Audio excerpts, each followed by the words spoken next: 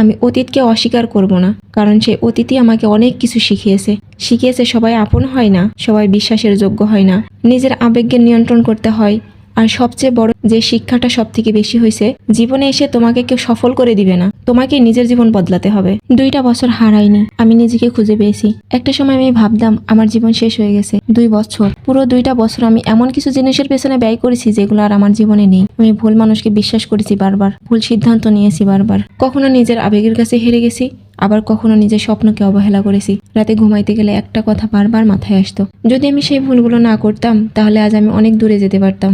এই আফসোস আমাকে প্রতিদিন ভিতর থেকে ভেঙে দিত। কিন্তু একটা সময় বুঝলাম, অতীতকে হাজারবার মনে করলেও সময় কখনো ফিরে আসে না। তখন আমি নিজেকে একটা প্রশ্ন করলাম, আমি কি সারা জীবন আফসোস করব, নাকি আজ থেকে নতুন করে জীবন শুরু করব? সেদিনে আমি সিদ্ধান্ত নিয়েছি, আমি অতীতকে অস্বীকার করব না, কারণ সেই অতীতই আমাকে অনেক কিছু শিখিয়েছে সবাই আপন হয় না, সবাই বিশ্বাসের যোগ্য হয় না, নিজের আবেগকে নিয়ন্ত্রণ করতে হয়। আর সবচেয়ে বড় শিক্ষা যেটা পাইছি, জীবনে এসে তোমাকে কেউ সফল করে দিবে না, তোমাকে নিজের জীবন বদলাতে হবে। আজ আমার কাছে বিলাসিতা নেই, আজ আমার কাছে টাকা নাই, আমার কোনো বড় পরিচয়ও নেই, কিন্তু আমার কাছে একটা জিনিস আছে, আবার শুরু করার সাহস।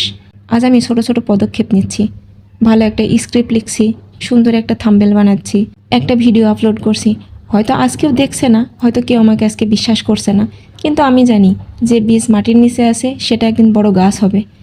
আজ যারা আমাকে নিয়ে হাসছে, একদিন তারাই হয়তো আমার সফলতার গল্প শুনবে। এখন আর আমি কারোর সাথে প্রতিযোগিতা করি না, আমি শুধু একটা জিনিস চাই, গতকালের দিনটা আমার কেমন কেটেছে তার থেকে আজকে একটু ভালো থাকতে চাই। কারণ আমি বিশ্বাস করি সফলতা এক লাফে কিন্তু আসে না, প্রতিদিনে ছোট ছোট পরিশ্রম, ছোট ছোট উন্নতি আর হাল না ছাড়ার নামে একদিন সফলতা হয়ে আসে।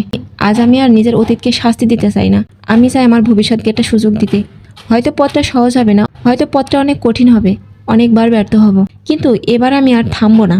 কারণ আমি জানি স্বপ্ন ভেঙে যাওয়া শেষ নয়, শেষ তখনই যখন মানুষ নতুন করে স্বপ্ন দেখা বন্ধ করে দেয়। আর আমি এখনও স্বপ্ন দেখি, আমি এখনও বিশ্বাস করি একদিন আমার একটা বড় ইউটিউব চ্যানেল হবে, একদিন আমার কন্টেন্ট লাখো মানুষের কাছে পৌঁছাবে, একদিন আমি আমার পরিবারকে গর্বিত করব। আর সেদিন আমি শুধু একটা কথাই বলবো, আলহামদুলিল্লাহ আমি হাল ছাড়িনি। সেদিন আমি বলবো আমি আমার জীবনে সফলতা আনতে পারছি।